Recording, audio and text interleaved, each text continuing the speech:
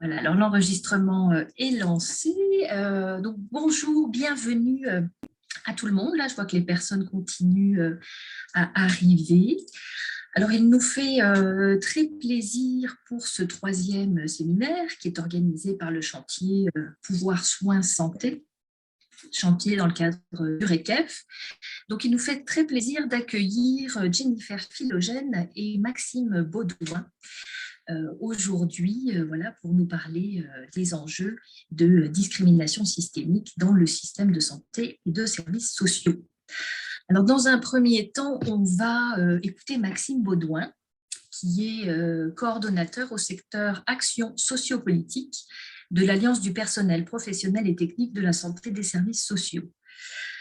Il va nous présenter une enquête qui a été menée au sein de cet organisme syndical afin de connaître la perception des membres de la PTS sur le phénomène du racisme. Environ 2000 personnes, racisées ou non racisées, ont répondu à un sondage pour donner leur point de vue sur l'enjeu du racisme, du point de vue des travailleurs et travailleuses rattachés donc à la PTS. Alors voilà, ça va être la première présentation aujourd'hui. Et dans un second temps, c'est Jennifer Philogène, qui est directrice de la section québécoise de l'Alliance des infirmières et infirmiers noirs du Canada, qui prendra la parole. Elle apportera son analyse sur les enjeux de racisme et de discrimination systémique vécus par les infirmières et infirmiers noirs à partir de son parcours et aussi de son application au sein de l'OBNL qui se mobilise en vue d'améliorer la situation de ces infirmiers et infirmières noirs. Et ce qu'on pensait, c'était à la fin de chaque présentation ou pendant les présentations, laisser un petit temps pour des questions de clarification. N'hésitez pas à lever la main et à prendre la parole pour poser des questions de clarification, mais laisser la discussion des 2 présentations à la fin, dans le 3e temps de la rencontre. Alors, voilà ce qu'on avait, que nous avons programmé pour aujourd'hui. Maxime, est-ce que tu serais prêt à partager ton écran et... Absolument. Donc, bonjour tout le monde. Donc, je vais vous faire subir un PowerPoint. Je vous dirais, c'est autant pour moi là, pour suivre mes éléments que l'information que vous allez avoir à l'écran.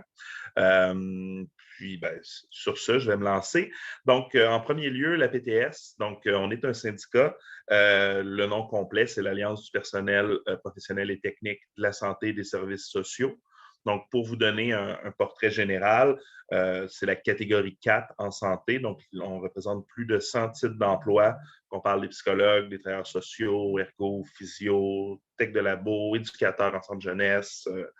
Nommer quelqu'un qui n'est pas un médecin, une infirmière, un PAB en hôpital, un professionnel, un technicien, ce sont nos membres. Donc, 65 000 membres à la grandeur du Québec.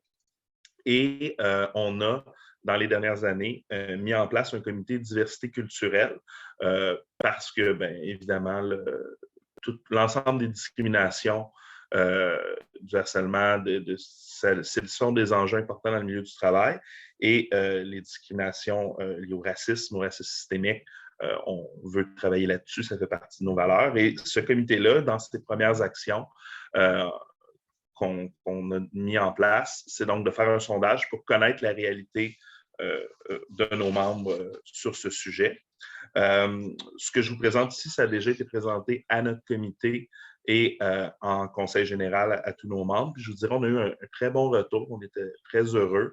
Le seul élément, puis on va le voir plus tard, vous allez m'entendre au niveau des termes qui ont été utilisés. Donc, on a utilisé minorité visible et je vous dirais même à l'intérieur de notre comité diversité, il y avait des débats sur l'utilisation du terme. On sait que il y a plusieurs termes pour définir le racisme, différentes situations très, très hétérogènes. Fait qu'on continue de travailler à améliorer nos procédures et nos termes par rapport à ça. Donc, je vais passer assez vite. Bon, voilà. Je vais passer assez vite là, sur les premières diapositives. Là, comme on présentait, je reprends la même présentation qui a été faite directement à nos membres. Donc, on est revenu sur les principes de base du racisme et du racisme systémique, des définitions. On a insisté, lorsqu'on a présenté à nos membres, sur le fait que bien que ce soit des définitions de la Commission des droits de la personne et des droits de la jeunesse, donc des définitions solides, on ne devait pas utiliser ces définitions-là pour limiter notre perception des différentes situations et indiquer, limitativement pour dire ça, c'est pas du racisme ou ça, c'est pas du racisme systémique. C'est juste pour nous aider à comprendre les réalités. Donc, le sondage en tant que tel, donc c'est un sondage qui a été fait au courant de l'année 2020-2021. Comme ça a été dit, on a un peu plus de 2000 personnes qui ont répondu. Là-dessus, il y en a malheureusement environ donc 250 qui n'ont pas répondu à assez de questions du questionnaire, donc leur réponse n'était pas complète et significative. Donc, on a 1700 personnes dont les réponses ont été analysées. Et à l'intérieur de ça, donc il y a 23 des participants et participantes qui s'identifiaient comme faisant partie d'une minorité visible. Ce qui est quand même intéressant, ce qui, si on regarde les statistiques, on croit représente un peu plus là, en proportion au niveau de nos membres. On a trouvé ça bien représentatif à tous les niveaux académiques et de tous les groupes d'âge et de toutes les régions du Québec. Donc, on représente vraiment des gens dans l'ensemble du Québec. Ça nous donne un bon portrait général. La seule problématique au niveau des données, je vous dirais, c'est au niveau des personnes s'identifiant comme autochtones. Malheureusement, on n'avait pas un échantillon assez important pour sortir des conclusions. Puis, quand je vous parlais de la limite de l'étiquette ou du mot minorité visible qu'on a utilisé, bien, entre autres, là, on a vu que les gens qui s'identifiaient comme autochtones s'identifiaient ou ne s'identifiaient pas comme minorité visible là, à 50-50. Donc, comme je vous disais, là, on a retravaillé sur ces éléments-là. Au niveau des résultats, bien, je vous dirais la réponse la plus importante, la première qu'on voulait voir, on voulait vérifier au niveau de nos membres si le principe du racisme systémique, le fait qu'il existait dans le réseau de la santé et des services sociaux, était connu et reconnu. Donc, on a des résultats assez significatifs à 80 des répondants qui considèrent que oui. C'est en opposition complète avec le gouvernement qui en nie même le concept. C'est sûr qu'il reste du travail, puis on ne peut pas tout de suite dire, ben voilà, nos membres reconnaissent le racisme systémique. On parle des gens qui ont pris le temps d'aller remplir un sondage qui leur a été distribué là, de plusieurs façons, là, mais ça, il y a des limites. Les facteurs qui ont influencé la réponse là-dessus, c'est le genre. Les femmes avaient 2 fois plus de chances de reconnaître le racisme systémique.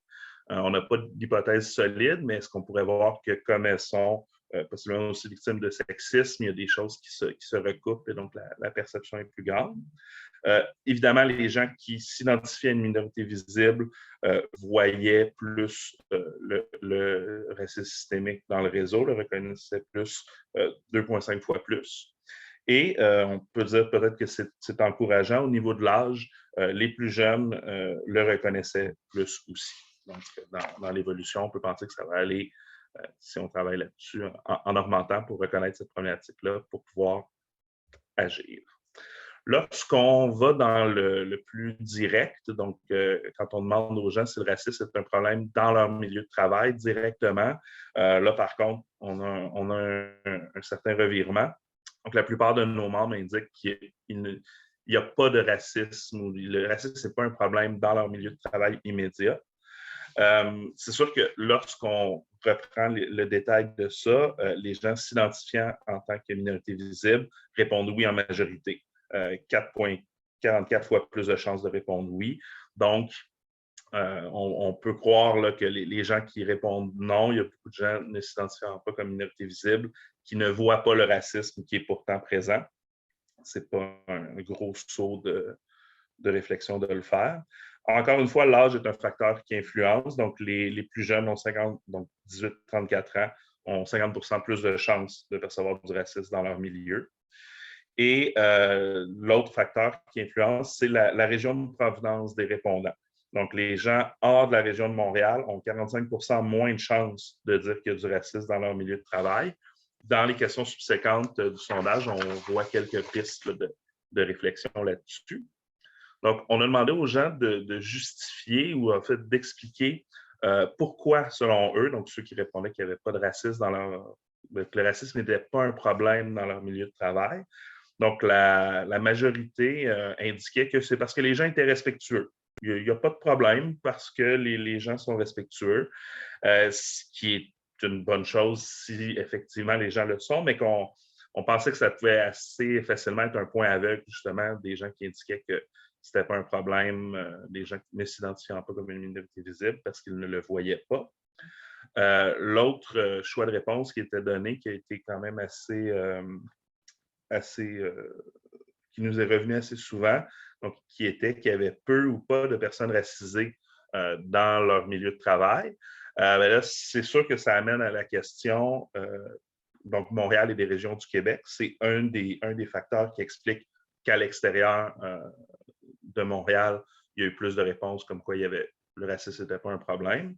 En même temps, il faut faire attention. Moi, c'est l'arbre qui tombe dans la forêt, là, même si on ne le sait pas, même si on ne le voit pas, ça peut arriver quand même. Et dans un milieu où il n'y a personne qui s'identifie, personne de minorité visible, ben, c'est le jour où quelqu'un va intégrer cette équipe-là, ou même le fait qu'il n'y ait personne de minorité visible peut être une façon, peut être lié au racisme systémique là, au niveau de l'embauche, ou peu importe. Donc, c'était des éléments qui nous faisaient réfléchir. Il y a d'autres réponses les gens pouvaient rajouter des réponses, tout ça.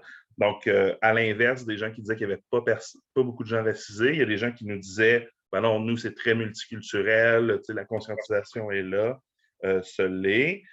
Sinon, des gens qui nous disaient, ben moi, j'en ai pas vu, mais je sais que ça existe, des choses comme ça. Et une réponse qui, pour moi, était, je veux dire, un peu naïve, là, ben non, il n'y a pas de racisme parce qu'on a un code de déontologie. Puis le code de déontologie nous l'interdit. Donc, il n'y en a pas. Je pense qu'il y a un peu plus à faire, mais bon, c'est déjà un début. Par la suite, pour les gens qui indiquaient comme quoi il y aurait un problème de racisme dans leur milieu de travail, on leur a demandé d'indiquer, dans le fond, comment se vit ce problème-là. Et très fortement, là, donc c'est dans les commentaires que cela passe.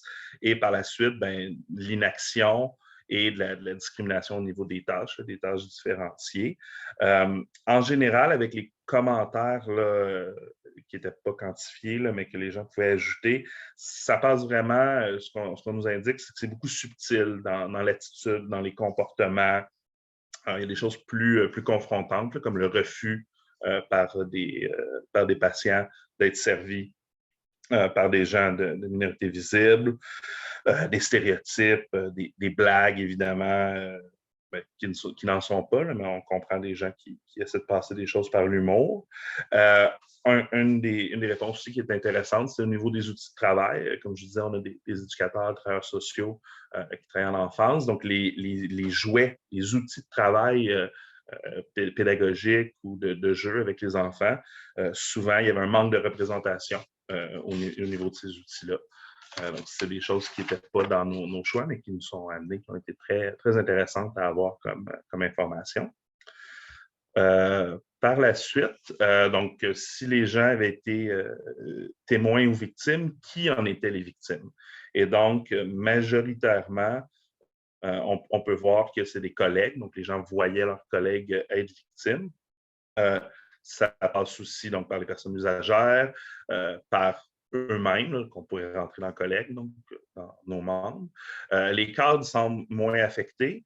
Encore là, je me permets une hypothèse. Est-ce que c'est parce qu'il y a moins de personnes de minorité visible au niveau des cadres ou c'est parce que leur position de pouvoir fait qu'ils sont moins victimes? Ça pourrait être à débloquer. Sinon, dans les choix que les gens pourraient ajouter, bien évidemment, la famille, les patients, la communauté en général, les autres personnels du CIUS. Donc, ça touchait quand même assez large. On a demandé aussi là, de donner des exemples concrets de choses qui avaient été témoins, qui avaient été victimes. Puis, je vous dirais, il y a beaucoup trop d'exemples pour faire une liste, là, mais bon, des commentaires sur l'apparence physique, manque de confiance, isolement, menaces, comme je vous disais, là, des blagues inacceptables, utilisation du mot en haine. On ne posait pas la question directement, mais ça venait beaucoup des usagers, mais aussi de collègues et de gestionnaires, parce qu'on identifiait la victime, mais les gens nous disaient spontanément aussi que ça venait principalement des usagers, mais ça pouvait venir aussi de collègues. Ensuite, une information qui est un peu assez triste, on va le dire, là, au niveau de la dénonciation. Nous, c'est sûr qu'on peut agir lorsqu'il y a dénonciation, là, concrètement. La majorité des gens ne dénoncent pas. Principalement, c'est par peur des représailles et par sentiment d'impuissance, sentiment que la plainte ne changera rien, ne donnera rien. Donc, on conçoit qu'on doit faire beaucoup de sensibilisation et améliorer nos processus de plainte parce qu'on est conscient que cette perception-là est peut-être exagérée, mais elle ne part pas de rien. Il y a effectivement, malheureusement, des délais, des problématiques dans ce type de plainte-là qu'on doit améliorer. La réponse de l'employeur est problématique aussi. Souvent, l'employeur va avoir tendance à minimiser, donc ça n'aide pas. Donc, je vous dirais, c'est une des statistiques qu'on a identifiées qu'il faut vraiment changer, il faut travailler sur la dénonciation. Ensuite, au niveau de l'employeur, comme je disais, donc est-ce que l'employeur fait un travail adéquat pour assurer un milieu de travail exempt de racisme? Bien, ça s'est partagé. On a quand même une faible majorité qui indique que non, mais je vous dirais que cette statistique-là, il faudrait la creuser plus parce que, bien évidemment, les gens qui ont répondu à ça et qui ont indiqué qu'il n'y avait pas de problème de racisme dans leur milieu de travail, bien, ils vont nous répondre que, ben oui, l'employeur en fait assez. Par exemple, c'est ça, on n'a pas divisé les données pour séparer au niveau des personnes s'identifiant comme minorité visible, qui probablement nous auraient donné des chiffres beaucoup plus significatifs, là, je présume, mais indiquant que l'employeur ne fait pas un travail adéquat là, quand on regarde les autres questions. Au niveau des prochaines diapos, dans le fond, on est allé spécifier les moyens que l'employeur devrait mettre en place. Parce que c'est sûr qu'en tant que syndicat, on a plusieurs actions qu'on peut prendre, plusieurs choses, mais notre action principale, c'est de travailler sur la responsabilité de l'employeur à fournir un milieu de travail sain et sécuritaire. Donc, l'employeur doit prendre des moyens pour ça. Je vais passer assez rapidement. Donc, formation sur le racisme et la diversité culturelle, c'est revenu assez souvent que c'était quelque chose qui était à faire, un peu à améliorer. Donc, on est conscient qu'il y en a donc sûrement un peu qui a été donné, mais c'est un qui était très, très fort là, comme moyen que l'employeur devrait mettre en place. Rencontre d'équipe pour discuter des enjeux du racisme aussi, là, presque aussi fort, c'est quelque chose qui est nécessaire. Je vous dirais, les rencontres d'équipe en général, là, souvent, ça peut manquer là, dans le réseau de la santé qui est débordé, nos membres qui souffrent là, de manque de présence de leur gestionnaire puis de travail d'équipe avec leurs coéquipiers. Donc, spécifiquement pour les enjeux du racisme et de la diversité culturelle, ça s'applique aussi. Médiation interculturelle en cas de difficulté dans une équipe entre collègues ou personnes usagères. C'est un peu plus bas que les deux autres, mais je vous dirais, je pense que ça, c'est mon hypothèse, mais je pense que c'est le principe de médiation interculturelle qui n'est peut-être pas aussi connu comme action spécifique. Donc, sinon, je vous dirais, ça retient quand même un bon taux d'adhésion. Recrutement de personnes racisées dans le réseau, ben, je vous dirais c'est celui qui a le moins d'appui, mais qui a le plus à améliorer. Et vraiment, tu vois, là, qu'est-ce qui t'échappe? Oui, Donc, c'est ça. Donc, au niveau du recrutement, on on ne peut pas dire qu'il n'y a pas de personnes de minorité visible qui travaillent dans le réseau, mais est-ce que le recrutement spécifique pour que ces populations-là représentent une proportion nécessaire soit là, est-ce que c'est vraiment fait? Il faut voir. Je vous dirais que c'est aussi celui où, en tant que syndicat, on a peut-être le moins de moyens de pression pour ça. Ensuite, campagne d'éducation, sensibilisation, un peu comme les formations, c'est assez bien, il y a un bon taux d'adhésion. On a aussi, là, je fais vite, là, il me reste juste quelques slides. On a aussi posé la question par rapport à la formation pour intervenir auprès des gens issus de la diversité culturelle, ethnique, raciale et autres. Donc, on ne touche pas directement au racisme vécu par nos membres, mais à leur sentiment d'être capable d'interagir dans ce type de milieu. Et encore là, on a une bonne majorité qui indique qu'ils n'ont pas qu'il y a un manque de formation pour intervenir dans ces situations-là. Donc, autant sur les situations perçues que sur ce qu'eux peuvent avoir comme comportement ou comme intervention. Il y a une reconnaissance là, qu'il y a du travail à faire.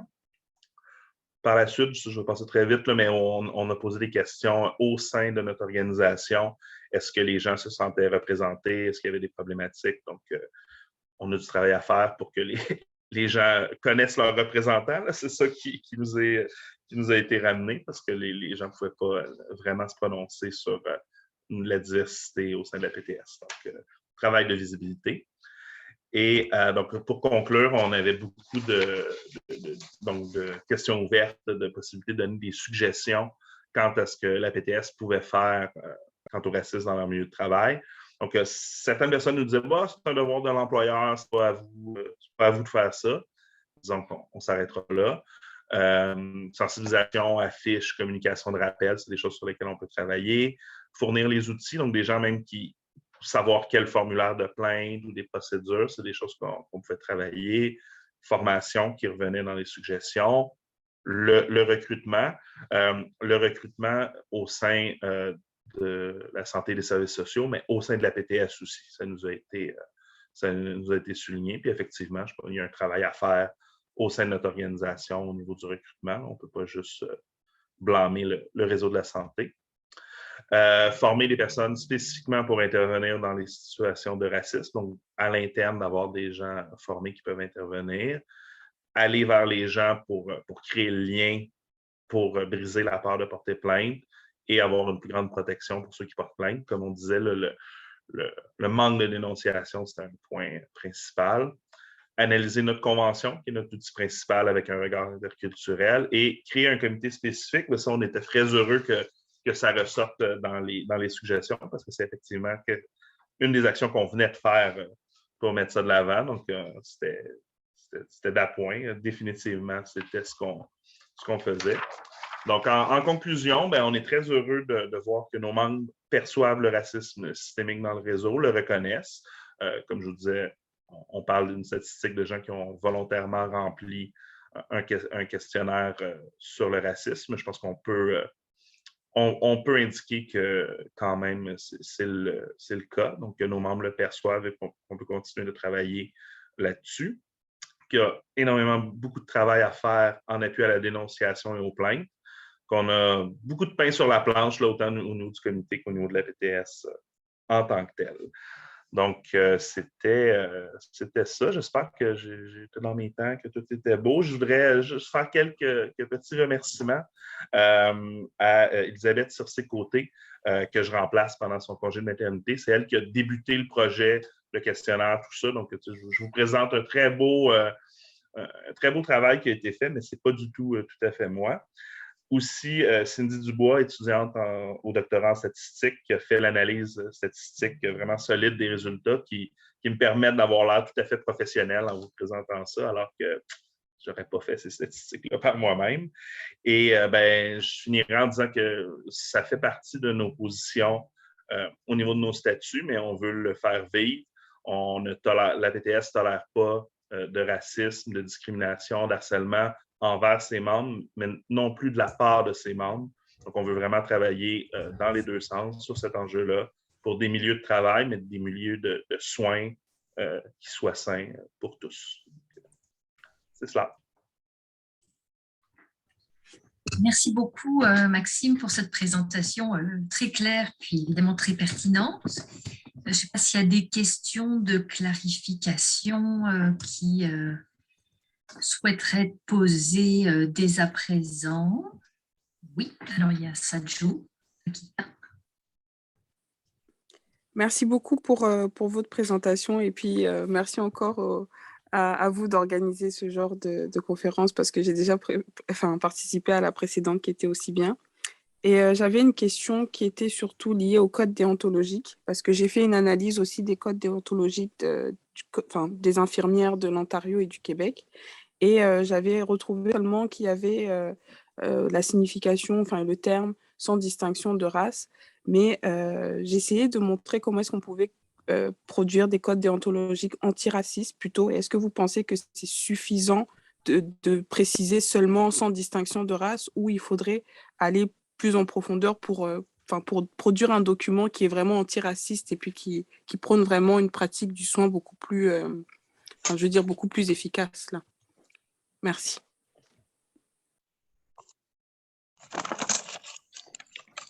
Peut-être aussi que Jennifer Philogène aura un point de vue là-dessus, là, mais Maxime. Oui, je ne sais pas si Maxime veut répondre en premier. Très, très rapidement, effectivement, je pense que juste un mot dans un code déontologique, puis je le disais un peu dans la présentation, là, les gens qui... Je veux être très respectueux envers notre membre qui a répondu ça, là, mais les gens qui ont une pensée magique que parce que c'est dans le code de déontologie, automatiquement, c'est actif. Je pense que c'est très limitant là, comme position. Donc, non, puis il y a plusieurs ordres qui travaillent sur des formations spécifiques, entre autres, qui ont reconnu le principe de Joyce, qui vont de l'avant là-dessus, et donc qui reconnaissent le racisme systémique et qui veulent aller plus loin que tout simplement une ligne dans un code déontologique. Là, je pense que c'est tout à fait nécessaire. J'aimerais ajouter qu'il faut regarder en tête qu'il y a deux problématiques. La première se pose en étant que l'ordre des infirmières protège les patients et non pas leurs membres.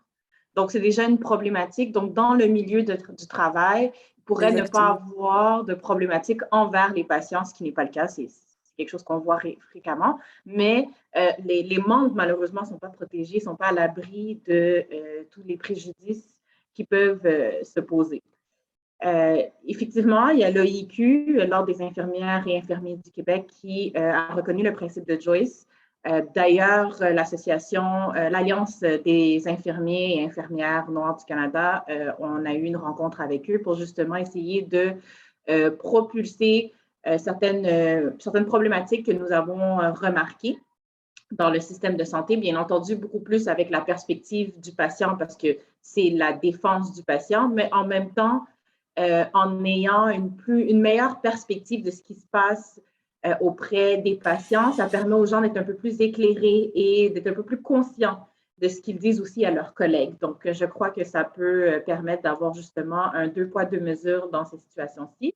Et idéalement aussi avec ce qui se passe en Ontario, l'Ordre des infirmières aussi de l'Ontario est en train de créer un comité justement pour essayer de combattre le racisme systémique qui se retrouve. Il y a plusieurs principes sur lesquels ils vont travailler, sur lesquels ils aimeraient améliorer les situations. Leur amélioration et les points qu'ils veulent améliorer sont un peu plus axés aussi sur autant le membre que le patient par rapport à l'OIQ, mais je crois que c'est déjà une avancée et quelque chose qui pourrait améliorer la situation dans le futur. Merci beaucoup pour votre réponse qui est vraiment intéressante parce que justement, moi, je ne m'intéresse pas forcément au racisme que vont subir les soignants des patients parce que je ne vais pas dire que c'est quelque chose qu'on sait déjà, mais moi, je m'intéresse vraiment à l'environnement de travail et à comment le racisme vécu entre collègues peut aussi avoir un impact beaucoup plus fort que quand c'est un patient parce que le racisme est souvent pathologisé. Donc, on va dire, bon, il est malade, c'est pas grave, etc. Mais l'environnement de travail en lui-même qu'est-ce que ça peut créer à long terme, surtout sur les personnes qui le vivent, quoi. En tout cas, merci beaucoup pour les apports. C'était une présentation vraiment très intéressante. Et Stéphanie H, qui veut aussi intervenir. Je voulais, c'est une question très précise sur le sondage. On discutera, je pense, plus largement des questions plus globales ensuite. Mais ici, donc, dans le cadre du chantier, on cherche à comprendre comment les différents différents rapports d'oppression, on va dire, façonnent non seulement des expériences de discrimination, mais le travail de santé lui-même. Donc, l'organisation du travail, la hiérarchie, etc. Et vous avez un chiffre intéressant, si j'ai bien fait le calcul, des personnes qui ont répondu parmi celles qui voyaient le racisme, que la question de la différenciation des tâches était une des manifestations quand même du racisme. Mais c'est moi qui ai fait erreur, mais vous n'avez pas évoqué qu'est-ce que ça voulait dire concrètement, la différenciation des tâches. Est-ce que c'est juste la hiérarchie entre les professions, par exemple? Ou est-ce qu'il y a vraiment dans chaque profession des modalités de différenciation? Je me demandais, c'est vraiment à ce stade une question de curiosité, savoir si vous avez ces données-là, en fait, ou pas dans le recueil, dans cette enquête. On pourra en discuter plus en détail parce que c'est évidemment, en termes de réflexion sur l'organisation du travail, particulièrement intéressant. Donc, voilà. Très, très rapidement, en fait, au niveau du questionnaire, c'était vraiment indiqué comme ça, là, tâches différenciées. C'était un élément qui était indiqué. J'ai l'impression, puis c'est vraiment une impression, c'est pas moi qui ai rédigé au départ le questionnaire, mais qu'on parlait vraiment des tâches à l'intérieur d'une équipe de professionnels, possiblement au niveau des postes de coordination, des choses comme ça, mais même au sein d'une même équipe, je pense que c'est ce qui était identifié, là, si je me fie aux réponses ajoutées là, individuelles par la suite, la façon que les gens disaient, ça passe beaucoup dans l'informel, donc dans telle personne va prendre les notes de la rencontre, puis nous, on va travailler, ou vraiment dans ce type d'éléments-là, ou dans la division des dossiers, par exemple. Je pense pas qu'on a, en tout cas, dans les autres commentaires, il n'y a pas beaucoup eu de questions d'empêchement d'avancement aussi ou ça. C'était vraiment plus dans le day-to-day.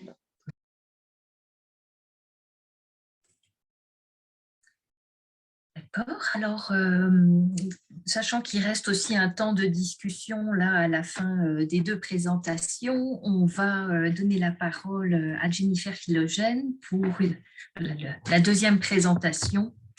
Si tu es prête, Jennifer, nous t'écoutons. Oui, merci. Donc, je vais simplement rapidement me présenter. Donc, je suis infirmière clinicienne. Je travaille principalement dans les soins intensifs. C'est ma spécialité. Et j'ai quitté le chevet des patients, donc travailler dans le système public particulièrement, il y a déjà 1 an. Donc, il y avait plusieurs problématiques dans le système de santé, comme on entend souvent ces derniers temps à la télévision, dans les nouvelles, et certaines problématiques, selon moi, étaient inacceptables. C'était mon moyen de pression en quittant le système public. Donc, je suis directrice de la section québécoise de l'AINC, donc l'Alliance des infirmiers et infirmières noires du Canada, aussi connue sous CBNA, Canadian Black Nurses Alliance.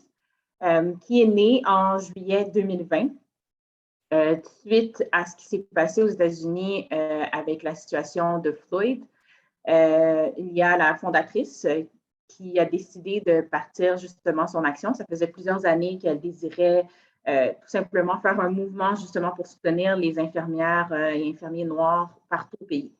Donc, c'était son point déclencheur et en juillet, elle a décidé de partir l'Alliance. Et moi, j'ai commencé à faire partie de l'Alliance il y a presque 1 an.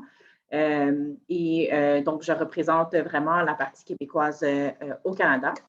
Et donc, notre but est vraiment d'offrir un soutien, mais vraiment à plusieurs niveaux. Donc, on ne veut pas tout simplement que ce soit simplement des travailleurs actifs, mais ça peut être aussi des gens qui sont retraités, des gens qui ont quitté le système, qui travaillent de façon connexe. Ça peut être aussi les personnes qui étudient. parce qu'il n'y a pas beaucoup de soutien, malheureusement, dans les écoles. Donc, et on a remarqué que à plusieurs niveaux dans la carrière, il y a une forme de racisme qui est reconnue. Donc, si je peux commencer avec l'école, plusieurs de nos membres, et puis moi-même aussi que j'ai observé durant mon parcours, mais plusieurs des membres ont reconnu avoir eu des problématiques avec des enseignants, des professeurs qui avaient des préjugés. Et si je peux me permettre de donner certains exemples, mais c'est vraiment, par exemple, moi, lorsque j'ai commencé, c'est sûr, j'étais quand même très jeune, je suis sortie du secondaire, j'ai commencé ma technique en soins infirmiers et à la fin de mon premier stage, on m'a passé un commentaire que je n'ai pas tout de suite compris, mais c'est plutôt avec les années que j'ai compris ce que ça signifiait. On m'a dit que mais je n'aurais jamais cru que tu aurais pu être une de mes meilleures élèves dans mon groupe. Parce que les gens comme toi, en plus à ton âge, c'est vraiment rare que ce soit des gens matures. Donc, au début, je n'ai pas trop compris. Moi, ma mère travaille dans le domaine de la santé, donc elle m'avait avisé depuis longtemps. Elle m'a dit, essaie de baisser ta tête, ne t'obstine pas, fais ce que tu as à faire. Si le professeur te dit A, même si tu n'es pas d'accord, fais A. Donc, c'est un peu ce qui s'est passé dans mon parcours. Donc, j'ai été très discrète durant tout mon parcours, particulièrement dans mes cours de soins. J'étais pas mal dans mon coin. J'essayais pas non plus de m'obstiner ou d'essayer de contredire la personne qui m'enseignait. Et c'est par la suite que j'ai compris ce qui se passait en rentrant dans le système de santé, que j'ai compris plusieurs choses et en voyant aussi ce que mes collègues et mes amis ont vécu durant leur parcours. Donc, certains commentaires étaient beaucoup plus directs en lien avec leur couleur de peau, que ce soit, par exemple, comparer certains éléments qu'on retrouve dans le système de santé par rapport à la couleur de peau, le fait qu'on n'est pas capable de voir les veines pour pouvoir faire des fonctions veineuses. Donc, il y a un certain travail qui devrait être fait au lieu de plutôt mettre l'emphase sur la couleur de la peau, mais plutôt apprendre comment piquer. Parce que lorsqu'on apprend à piquer, on sait très bien que dans les livres, ce n'est pas inscrit qu'il faut voir la veine, mais plutôt la sentir. Donc ça, c'est une grosse problématique qui se produit lorsqu'on arrive dans le système de santé. Donc, ça crée un préjugé non seulement envers les collègues, mais aussi envers les patients. Et veux pas, étant infirmière, je suis celle qui représente le patient. Donc, il y a plusieurs enjeux que même si notre alliance ne veut pas nécessairement, veut seulement focuser sur les infirmières, mais il y a aussi des enjeux envers les patients pour nous qui sont primordiaux. Parce que nous représentons les patients, parce que les infirmières sont au chevet des patients 24 heures sur 24. Tout ça pour dire qu'en arrivant justement au niveau du milieu de l'éducation, on a réalisé que c'était une grande problématique et l'Alliance offre présentement des comités qui sont présents dans plusieurs universités. Puis je vais parler des universités juste au Québec pour la situation, pour l'événement présent. Mais présentement, on se retrouve à l'Université de Montréal, l'Université de Sherbrooke, McGill et éventuellement à l'Université Laval. Donc, on commence par les universités tout simplement parce que c'est beaucoup plus facile de rentrer dans les universités pour avoir des comités. Éventuellement, on aimerait, bien entendu, se retrouver au niveau des cégeps, mais ce sera notre prochaine étape par la suite. Par la suite, on a aussi rencontré différentes personnes qui ont de l'impact au niveau du système de santé, par exemple, l'Ordre des infirmières, donc le IQ, parce que c'est une entité qui est très importante dans la société, qui est très respectée. Et notre but serait éventuellement, en collaboration avec le IQ, serait de créer des formations, justement, comme qui a été mentionné dans la présentation, une formation qui serait adaptée. Parce que c'est un peu difficile d'avoir une formation qui est faite par une personne qui n'a pas vécu ce genre de situation-ci.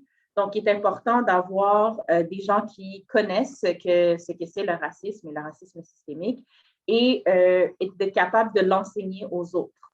Donc, ça, c'est une autre entité qu'on aimerait développer, donc créer de la formation. Bien entendu, étant donné que c'est un ordre professionnel, ce serait en plus envers les patients, mais nous-mêmes, nous aimerions aussi créer des formations au niveau des écoles aussi.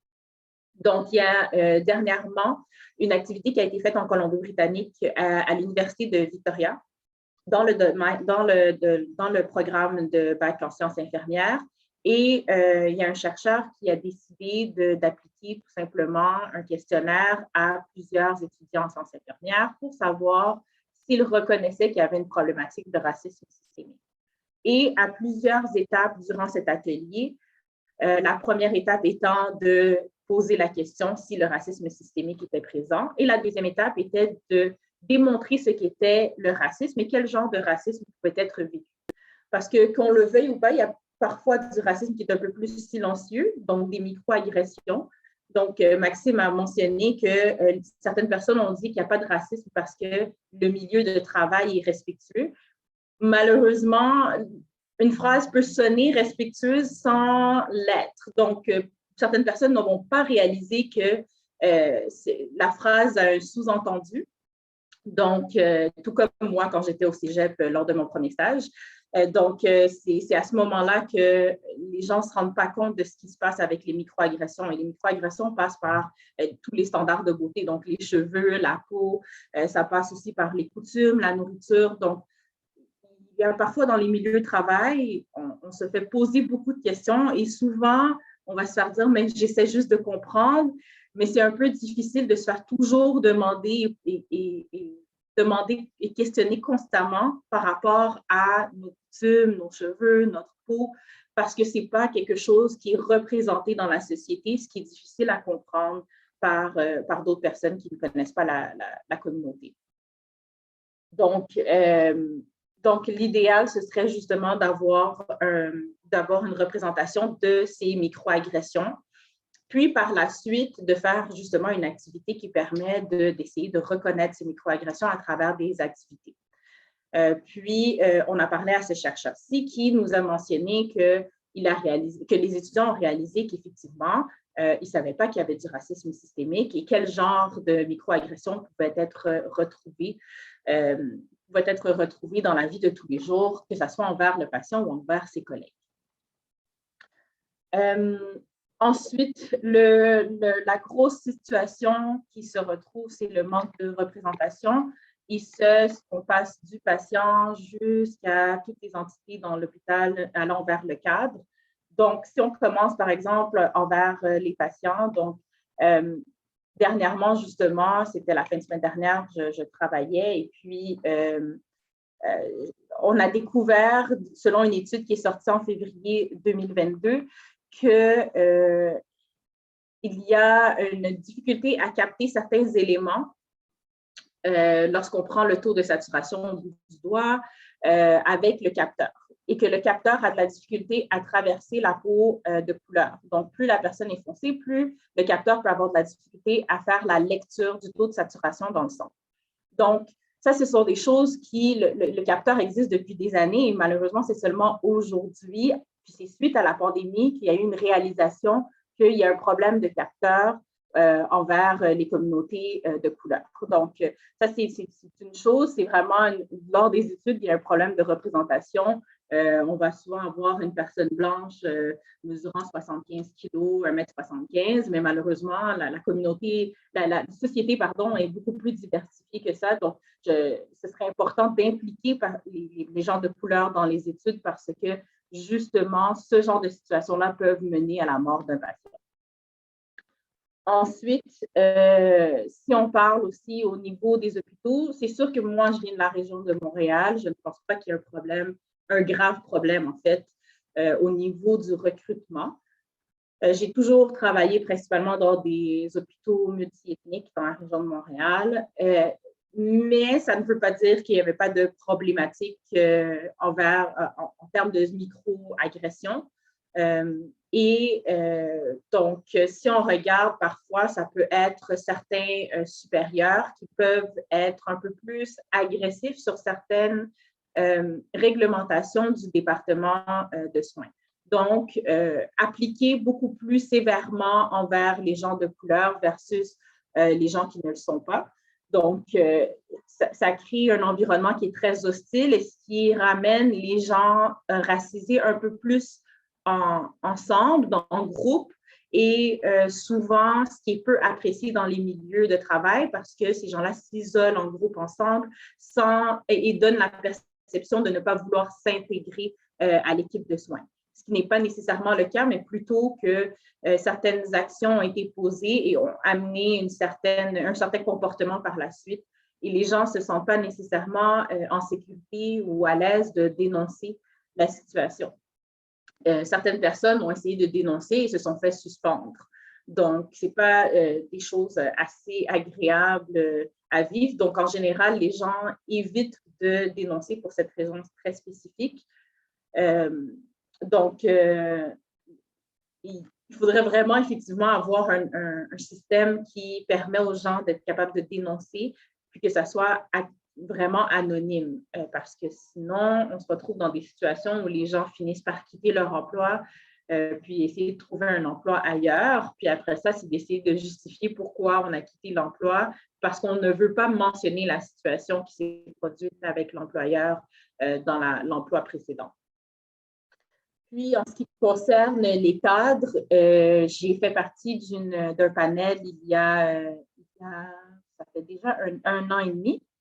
Et puis, on avait discuté justement parce qu'il y avait une cadre qui était justement noire dans le panel qui a mentionné qu'elle s'est sentie un peu oppressée lorsqu'elle a eu le poste de cadre parce qu'elle avait l'impression qu'elle ne pouvait pas être elle-même. Donc, puis c'est là que j'ai réalisé qu'effectivement, on fait tous un peu ça. Donc, on essaie de rentrer dans une boîte différente. Donc, à la maison ou avec nos amis, les proches, on va agir d'une certaine façon. On va être beaucoup plus nous, avoir nos coutumes, notre façon de parler. Mais une fois qu'on arrive au travail, bien, il faut essayer de rentrer dans le standard québécois typique, rigide, qui empêche les gens d'essayer de mixer les deux. Donc, si je vous donne mon exemple, moi, oui, je suis d'origine haïtienne, mais je suis née au Québec. Et il y a la difficulté par les autres lorsque j'essaie d'intégrer les deux cultures. Et le fait que ma culture haïtienne est quand même assez présente dans ma vie de tous les jours, certaines personnes ont de la difficulté à comprendre pourquoi on va agir d'une certaine façon ou parler d'une certaine façon. Donc, un des commentaires fréquents que j'entends, c'est « Ah, mais ton accent est différent, tu n'as pas d'accent. » Oui, mais je suis née au Québec. Ou sinon, on va, de l'autre côté, ça va être « Ah, mais tu n'as pas d'accent québécois. » Donc, je me retrouve vraiment dans une dualité, puis veux pas, même si ce n'est pas du racisme pur et dur, mais ce sont des micro-agressions constantes qui nécessitent que je me justifie à chaque fois par rapport à ma façon de parler, ma façon de m'habiller, la façon que je fais mes cheveux. Donc, ça devient vraiment épuisant au bout du compte. Et le système de santé est déjà un domaine assez difficile dans lequel on voit des choses et qu'on vit beaucoup de choses. Donc, avoir en plus ça par-dessus le tout, je crois que ça crée une augmentation de stress par rapport au milieu de travail. Donc, il y a aussi beaucoup de personnes qui désirent devenir cadres, mais qui se laissent décourager. Donc, plusieurs personnes vont se faire dire, c'est ce qu'on a entendu lors de notre école de données, mais plusieurs personnes vont se faire dire que, ben, malheureusement, je ne pense pas que tu serais la personne appropriée. Il y a aussi la culture d'essayer, en termes de cadre, d'essayer de ramener seulement ses amis lors de l'obtention, lors de l'offre de nouveaux postes. Et souvent, c'est fait de manière très subtile. Le poste va être offert à tout le monde parce qu'on s'entend qu'il y a quand même des possibilités de se plaindre si jamais les choses n'ont pas été faites selon les balises. Donc, le poste est affiché. Plusieurs personnes vont faire le processus d'embauche. Quelqu'un qui pourrait être moins qualifié, qu'on sait très bien qu'il n'a pas les compétences, va se retrouver avec le poste, mais tout simplement parce qu'elle était l'amie d'une cadre ou d'un chef qui a beaucoup plus d'importance et de poids dans la décision de l'obtention du poste. Donc, ça, ce sont des choses qu'on remarque très souvent. Il y a des gens qui ont eu très peu d'expérience, qui se sont retrouvés avec des postes assez importants dans le système de santé, et tout simplement parce qu'ils étaient amis avec d'autres gestionnaires. Et c'est quelque chose qu'on remarque très fréquemment. Et c'est rarement justement des personnes de couleur qui se retrouvent dans ces situations-ci, puisque les cadres, il y a très peu de cadres de personnes de couleur. Donc, on se retrouve dans un cercle vicieux qui empêche les gens de couleur d'essayer d'obtenir ces postes-ci. Et la deuxième chose aussi, c'est que ça crée un manque de représentation. Donc, les employés vont avoir de la difficulté à se sentir en sécurité dans leur milieu de travail. Donc, lorsque vient le temps de discuter d'une problématique, ils vont souvent éviter la situation, même si l'employeur ou la supérieure va venir approcher l'équipe pour offrir une porte ouverte et offrir des solutions. En général, les gens ne vont pas offrir de solutions par peur de représailles. Donc, tout ça pour dire que donc, on aimerait vraiment que la INC puisse offrir des ressources pour ces gens-là, parce que c'est une ressource qui est externe au travail, c'est une ressource qui permet de créer un environnement qui est beaucoup plus sécuritaire. C'est sûr que l'on travaille sur plusieurs niveaux, donc tout ce qui est un peu plus juridique, politique, etc. Donc, c'est ça notre but, c'est ce qu'on aimerait développer afin de mieux soutenir nos membres. Mais parce que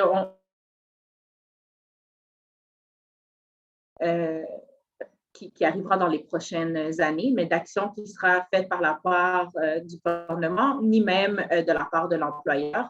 Donc, ce serait vraiment, le but, ce serait vraiment nous-mêmes de faire cette action-ci pour permettre justement un environnement plus sécuritaire et beaucoup plus adéquat pour que tout le monde se sente accepté et soutenu.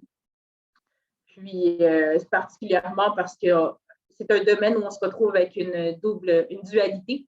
Donc, majoritairement des femmes et en plus des femmes noires. Donc, et malheureusement, même si au Québec, on se retrouve avec un réseau riche en personnes noires, donc on a 37% qui sont des femmes noires dans le réseau, mais malheureusement, c'est pas nécessairement, il n'y a pas nécessairement des actions qui ont été posées afin de soutenir ces femmes dans ce réseau. Merci.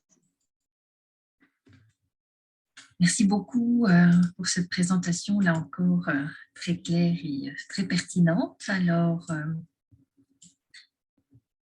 place à la discussion. Moi, j'aurais une question. Merci beaucoup, Jennifer, pour cette excellente présentation. Je suis curieuse de savoir le nombre de personnes, parce que vous nous avez donné un peu l'historique, mais c'est une association très récente. Je suis très intéressée toujours par les organisations qui viennent comme ça de la base. Et je me demande comment vous fonctionnez. Est-ce que c'est des subventions? Est-ce que vous avez des cotisations des membres? Et quels sont les rapports que vous aimeriez avoir? Parce que vous en avez parlé avec l'OIQ, bien sûr, mais aussi avec les associations d'infirmières canadiennes. Est-ce que vous voulez avoir un rapport d'égal à égal? C'est difficile, hein, bien sûr, étant minoritaire, mais quel type de rapport vous envisagez? Comme c'est une association très récente, évidemment, vous devez en parler et voir c'est quoi vos options, y compris avec la PTS d'ailleurs. Merci beaucoup. Donc, présentement, étant donné que l'association est assez nouvelle et qu'on ne veut pas imposer un prix à nos membres, pour le moment, c'est gratuit. C'est sûr que ça ne sera pas pour toujours. C'est tout simplement pour essayer d'attirer le plus de personnes possible, mais éventuellement, effectivement, ça va être une inscription payante. Normalement, en ce moment, on fonctionne principalement avec des dons et il y a même un parti politique qui nous a fait un don d'argent. Donc, c'est comme ça qu'on fonctionne pour le moment. Éventuellement, oui, effectivement, on aimerait que ça soit d'égal à égal, mais il faut d'abord petit à petit passer par un peu tout le monde, donc que ce soit les représentations politiques, les associations, l'ordre, donc passer par plusieurs niveaux afin de nous faire connaître, bien entendu, mais aussi de faire comprendre la situation, parce que c'est bien beau nous faire connaître, mais on aimerait qu'il y ait des changements qui soient faits et non pas que ce soit juste des discussions qui soient faites. Donc, on s'attend à ce qu'il y ait des changements de la part de toutes les personnes qu'on rencontre et d'avoir un soutien de leur part. Donc, vous voyez plus comme une organisation de lobbying au Oui. niveau des partis politiques, mais aussi au niveau des organisations professionnelles.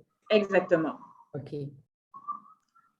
Si je peux, au niveau de la PTS, on ne s'agit pas d'infirmières, qui serait la catégorie 1 dans le réseau de la santé, mais Jennifer, s'il y a d'autres organisations, d'autres professionnels du réseau de la santé qui sont formés aussi, je serais super intéressé de développer des liens. C'est sûr que là, on est tous des infirmières, mais le soutien envers tous les professionnels, c'est notre priorité numéro 1. C'est sûr qu'on parle beaucoup du fait que ce sont des infirmières noires, mais on a des gens, on n'exclut personne, en fait. On a un nom spécifique, mais on est très souple par rapport à nos valises, donc que ce soit d'impliquer d'autres professionnels, d'autres personnes qui veulent s'impliquer. Ça n'a pas besoin d'être des personnes noires. Là, on est ouvert pas mal à un peu tout. Alors, il y a Carole Yerouchevski qui a demandé la parole et après Paul Ed. Oui, bonjour. Merci pour ces présentations très intéressantes. Je suis sociologue, mais pour expliquer un peu le sens de ma question, je suis aussi responsable élue du comité Immigration et Relations interculturelles au Conseil central Montréal métropolitain de la CSN. Et on mène aussi là des actions pour connaître la situation parmi les membres, les syndicats affiliés, leurs membres, sur les questions de racisme systémique. Je vais pas, c'est pas pour donner des résultats, c'est parce que moi je constate, parce qu'il y a beaucoup de gens parmi ce que vous savez à quoi je fais allusion, catégorie 2 et catégorie 3, dans la santé, services sociaux, les employés, les préposés aux bénéficiaires.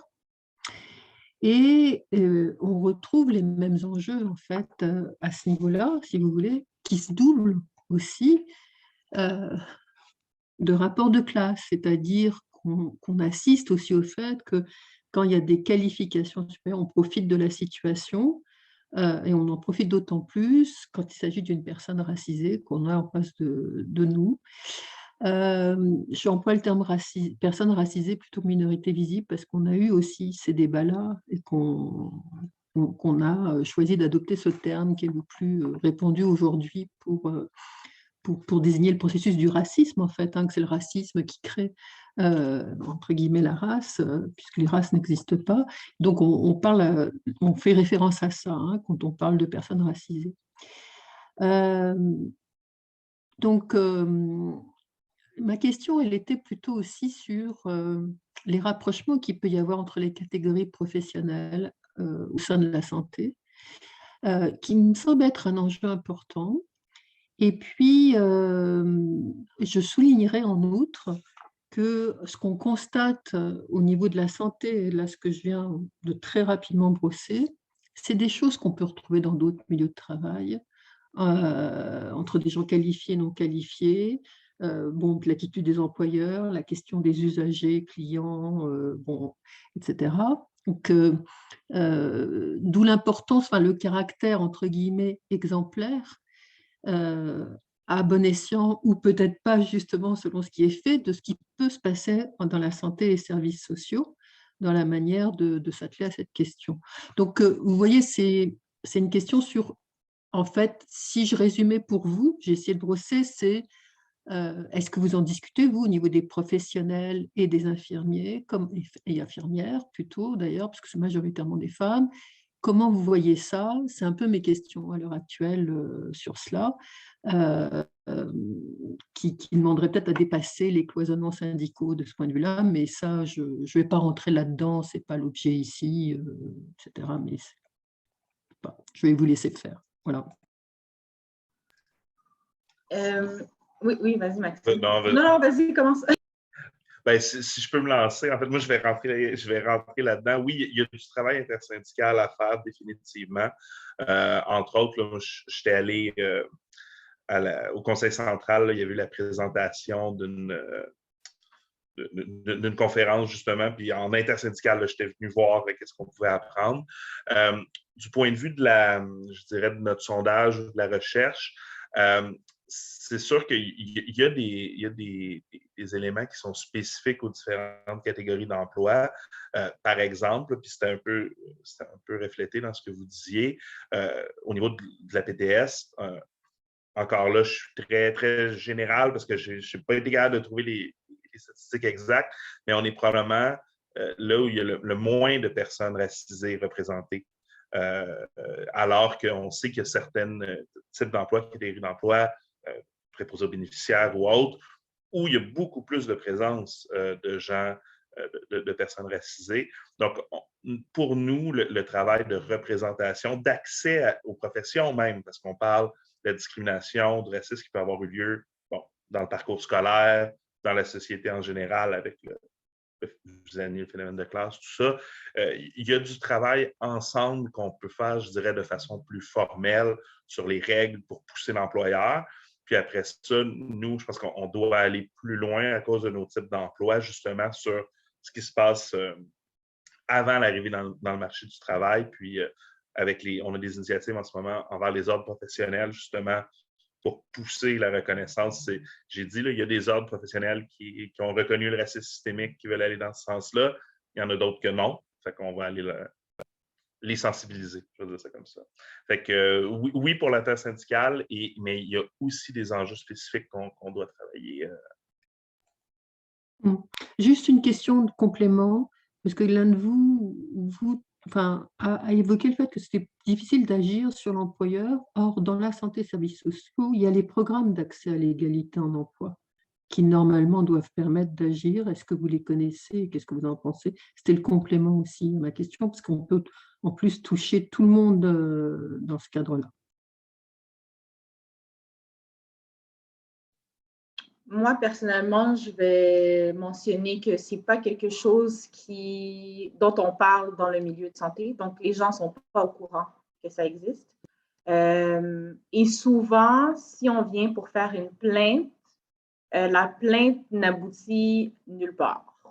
Donc, mis à part une rencontre employeur-employé, par exemple, ou collègue-collègue, c'est une rencontre un peu plus comme régler un litige et s'assurer que ça ne se reproduise plus. Donc, ce n'est pas quelque chose qui aide énormément et c'est ce qui décourage énormément de personnes.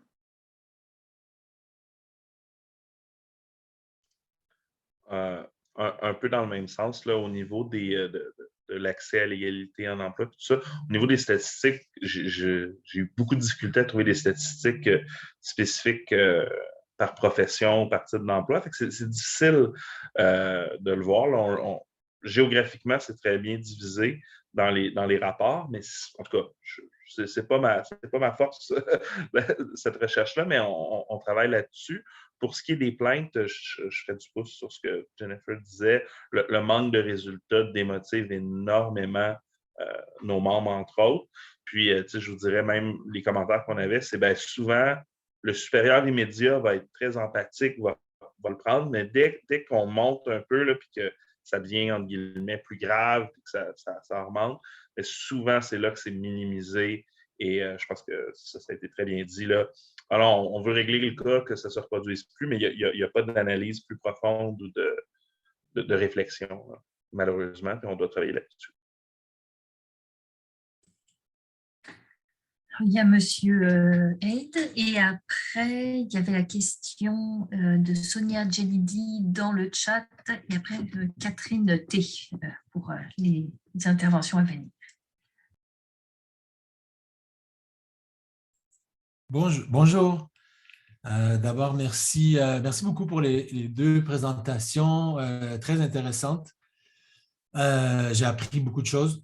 Peut-être juste avant de poser ma question, je vais juste rebondir rapidement sur la dernière question de Carole concernant les programmes d'accès à l'égalité. En fait, si je ne me trompe pas, tout ce qui est profession infirmière, toutes les professions de la santé qui sont pour la plupart, qui travaillent dans des hôpitaux, il se trouve à relever de la loi sur l'accès à l'égalité dans les organismes publics qui doit être mise en œuvre, dont la Commission des droits de la personne doit veiller au respect à la mise en œuvre. Puis ça, c'est pour moi, je me permets de critiquer la Commission parce que j'y ai travaillé pendant 6 ans, puis je trouve qu'ils pourraient faire un meilleur travail pour veiller à ce que les organismes qui y sont soumis, notamment les hôpitaux, atteignent leurs objectifs, puis aussi veiller à appliquer parfois même des sanctions parce que ces objectifs-là ne sont pas atteints de façon chronique et récurrente, on le sait. Donc, puis c'est quand même assez révélateur qu'il y a des gens parfois dans le milieu, comme Mme Philomène, qui disait ben, ça ne fait pas partie, c'est pas dans son radar, mais c'est parce qu'il y a des décideurs en haut qui ne prennent pas la peine de les prendre au sérieux. Et puis, il y a des organismes chiens de garde comme la Commission qui ne font pas assez bien leur travail, disons-le. Donc, selon moi. Puis j'ai l'impression que dans le cas des hôpitaux, comme dans le cas de l'université, qui est soumis à la même loi, moi je suis un professeur à l'université, à l'UQAM, comme Yolande Cohen et d'autres, et il y a une sous-représentation des minorités racisées pour les postes de professeurs. Puis souvent, c'est la même chose dans les hôpitaux, puis dans plein d'autres endroits. Il n'y a pas de problème dans les postes d'entrée. De statut et salaire moins élevés, mais plus tu montes dans la hiérarchie, plus là, les minorités racisées se font rares. Donc, dans les postes de cadre, de gestion, de professeur. Donc, je ferme ma parenthèse qui était très longue. Je vais m'arranger pour poser une question, en fait, plus courte et de ne pas faire un commentaire. Ma question, c'était concernant pour Madame Philomène. Excusez-moi, en plus, c'est écrit dans l'écran, Jennifer Philogène. J'avais une question. Moi, j'ai une recherche en cours là, sur les facteurs systémiques qui contribuent à former là, des niches d'emploi d'immigrants, on va dire ségrégés dans certaines niches d'emploi mal payées, à statut précaire, dans la manutention, dans l'agriculture, par exemple, dans le travail d'usine aussi, d'assemblage. Et je sais que la question des agences dans le cas de ma recherche est ressortie beaucoup. Il y a beaucoup de ces immigrants plus récents, racisés pour la plupart, effectivement, qui sont dirigés, aiguillés vers ce type d'emploi dont les natifs blancs, pour la plupart, ne veulent plus parce que c'est des conditions de travail, des salaires qui sont assez rebutants.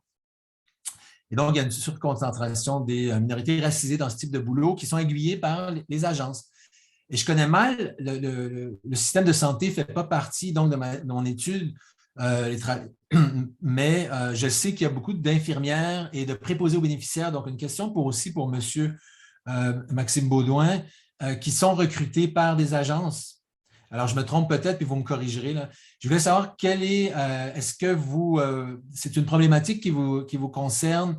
Parce que est-ce que les minorités racisées, par exemple, sont surreprésentées parmi les travailleuses d'agences?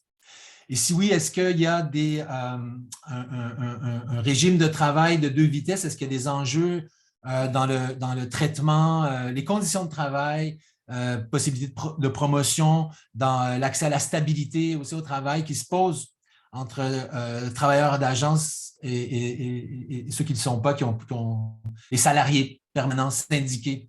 Donc, est-ce que c'est quelque chose qui vous interpelle et est-ce que ça évoque une problématique qui vous interpelle?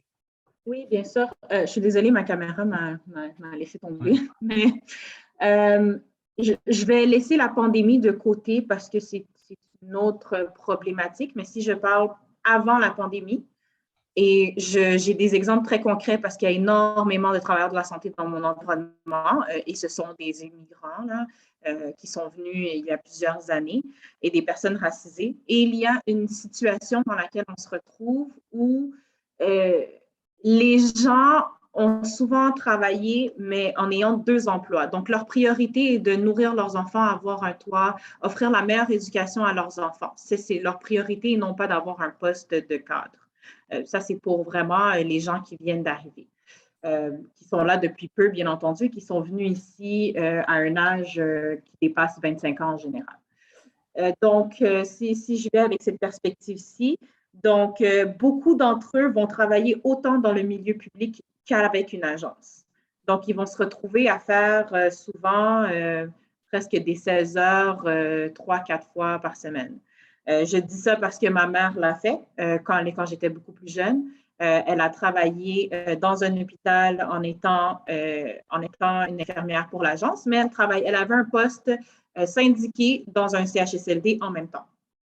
Donc, elle finissait son quart de travail le soir à 23h30 et son autre emploi commençait à minuit, l'autre côté du pont. Donc, c'était assez facile pour elle de se rendre de l'autre côté, mais c'est pour vous donner la perspective que les gens se retrouvent dans une situation où je crois qu'il y a une composante psychologique, la peur de se retrouver avec un manque d'argent. Parce qu'en arrivant ici, on arrive, des fois, les études ne sont pas reconnues et on se retrouve avec un salaire assez médiocre et on réalise à quel point ça peut être peut-être même plus difficile d'avoir un certain mode de vie dans un pays développé et industrialisé versus le pays d'où ils viennent. Donc, ça crée une certaine peur d'un manque de biens essentiels. Donc, on parle de toit, nourriture, etc. Donc, ça crée une nécessité d'avoir un emploi qui permet de faire le plus d'argent possible. Donc, avoir accès aux agences qui ont des meilleurs salaires, même s'ils n'ont pas nécessairement des meilleures qualités de travail, mais ça permet d'avoir aussi d'être facile de jouer à travers son horaire. Donc, on est en vacances dans notre emploi permanent, mais on va se retrouver à faire de l'agence en même temps. Donc, on a nos vacances payées, plus on travaille à temps complet pendant nos 2 semaines de vacances avec une agence qui va nous payer 2 fois notre salaire quasiment. Donc, je crois que c'est l'ouverture au fait qu'on peut faire de l'argent. Donc, les gens sont beaucoup plus axés sur le temps supplémentaire et les meilleurs salaires versus accéder à des postes supérieurs. Et ça, c'est vraiment pour les gens qui viennent d'arriver.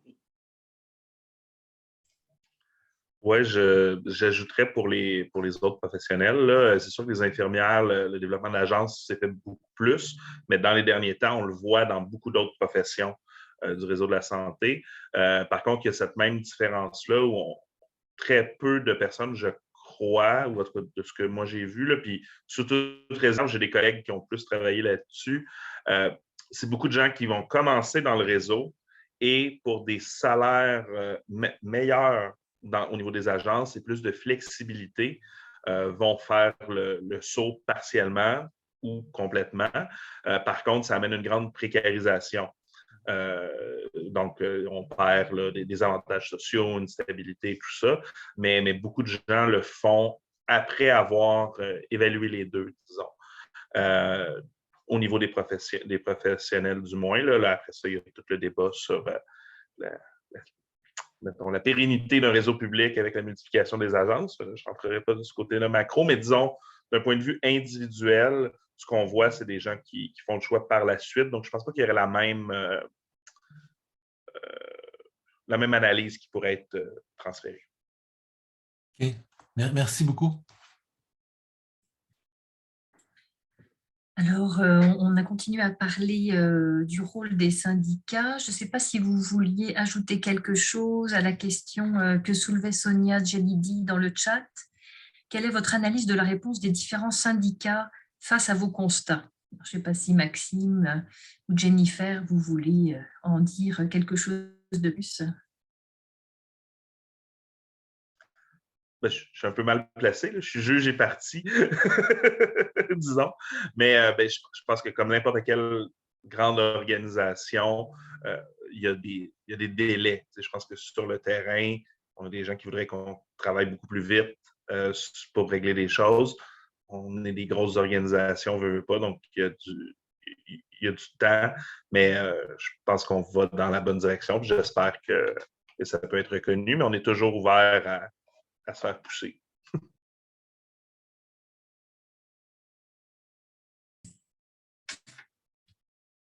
Est-ce que je comprends, Jennifer, rien à ajouter? Non, j'ai rien à ajouter. Alors, il y a Catherine T qui a aussi levé la main.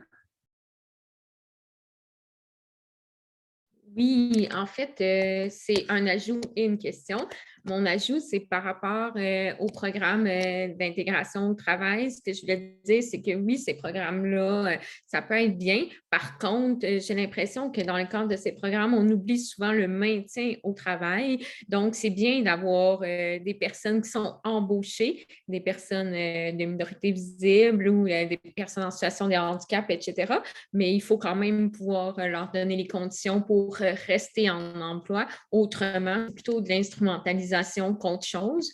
Donc, c'est mon commentaire par rapport à ça. Puis, ma question, c'est que, comme on sait, dans le système de santé, c'est en grande majorité des femmes qui sont présentes comme travailleuses. Je me demandais si ça avait été pris en considération l'intersection entre le racisme et le sexisme. Est-ce qu'il y a des recherches par rapport à ça ou bref, est-ce que c'est quelque chose que vous avez observé dans les études et sur le terrain? Merci.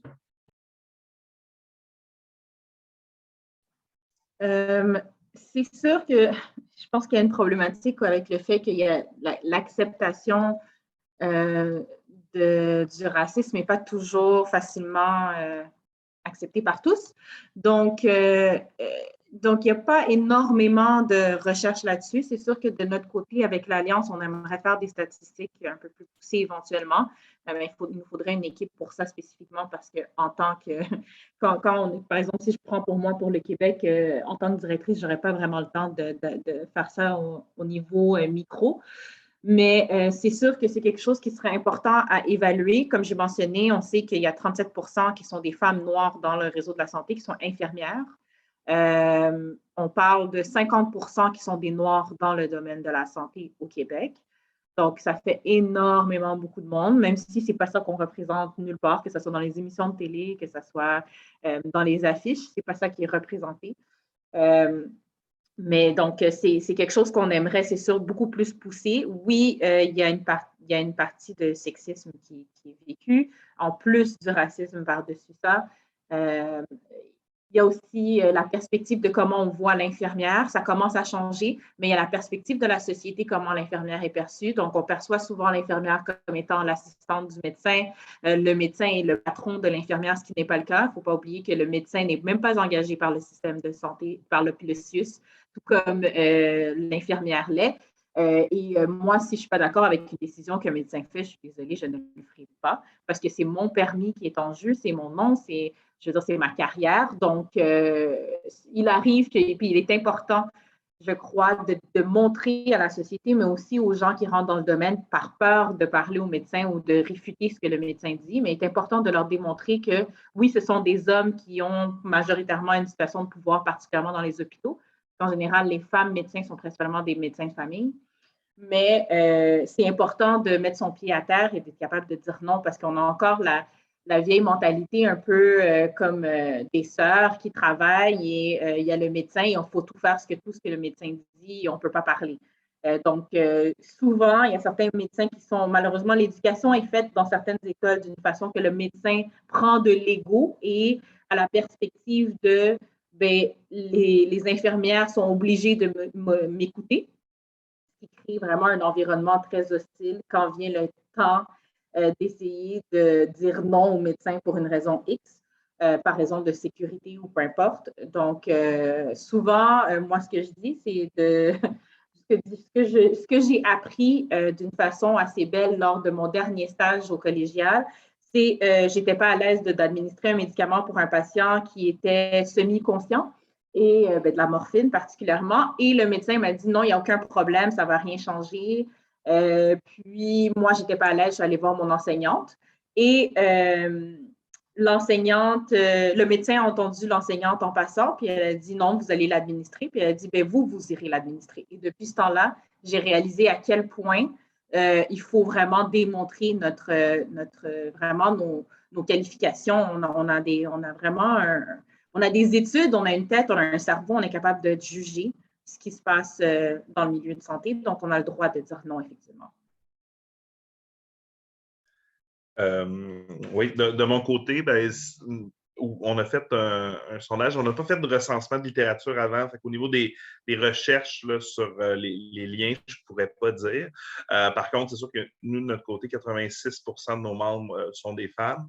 Moi, je travaille avec mes collègues au secteur de l'action féministe qui est bien développé à la PTS. Puis notre plateforme politique, là, notre travail dans les années récentes et futures là, est vraiment basé sur une analyse intersectionnelle, ADS+, qu'on veut mettre de l'avant.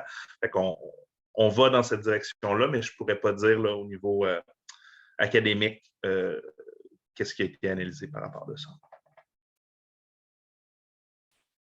Merci beaucoup. Eh bien, au niveau académique, justement, le chantier que nous sommes en train de mener essaye de se saisir de ces questions-là, voilà, et de développer des projets dans le contexte québécois en particulier. C'est sûr qu'à l'international, il y a eu pas mal de recherches pour les travailleuses du soin, croisées à la question de la racisation, etc. Mais voilà, donc nous, là, on est vraiment en train d'essayer de développer une programmation de recherche autour de ces enjeux-là.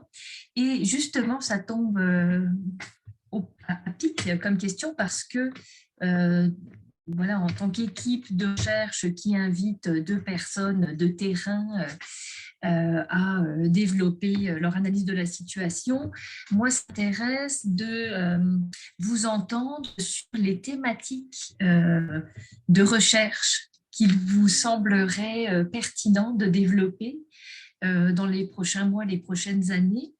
Donc, c'est ça, je voulais aller vers une conclusion en dégageant ensemble des pistes de recherche, puis aussi des pistes d'action. Donc, vous pouvez répondre à l'un ou l'autre niveau. Donc, quelles thématiques de recherche pourraient être les plus pertinentes à mener? Comment, en d'autres termes, la recherche pourrait-elle permettre de mieux comprendre les phénomènes que vous observez? Et l'autre question à laquelle vous pouvez répondre, c'est quels sont les leviers d'action les plus pertinents, les plus porteurs de ce que vous constatez concernant les problématiques identifiées.